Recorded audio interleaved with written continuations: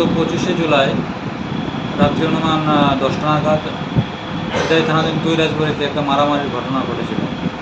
সেখানে দানিয়েল দেববর্মা এবং কাথার দেববর্মা দুজনকে খুব ব্রুটালি মারা হয়েছিল।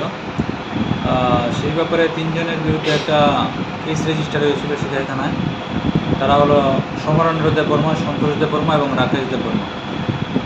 যাদেরকে মারা হয়েছিল তাদের মধ্যে থেকে একজন দানিয়েল দেববর্মা গত 1/8 এই মাসের 1 তারিখে জিবি হাসপাতালে মারা যায়।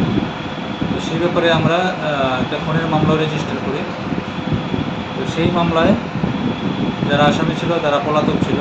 তাদের মধ্যে 2 জনকে আজকে আমরা অ্যারেস্ট করেছি। তাদের নাম সমরেন্দ্র দেববর্মা এবং সন্তোষ দেববর্মা। তারা কি মূল অভিযুক্ত? মূল অভিযুক্ত, এফআইআর নাম ছিল তাদের। আর কেউ কি যুক্ত আছে? আরেকজন আছে রাকেশ দেববর্মা, সে এখনও পলাতক। স্যার, দুজনকে আপনারা কোথা থেকে গ্রেপ্তার করতে সফল হলেন?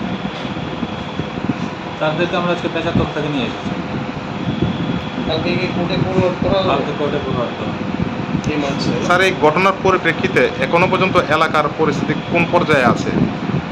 যাদের ভিকটিম ফ্যামিলি তাদের মধ্যে একটা তারা খুবই ইমোশনাল হয়ে আছে। এটা জন্য এতদিন হয়ে গেছে আসামিটা গ্রেপ্তার হয়নি। আজকে আমরা 2 জনকে অ্যারেস্ট করতে পেরেছি এবং এই মেসেজটা তাদের পরিবারকে আমরা দেবো।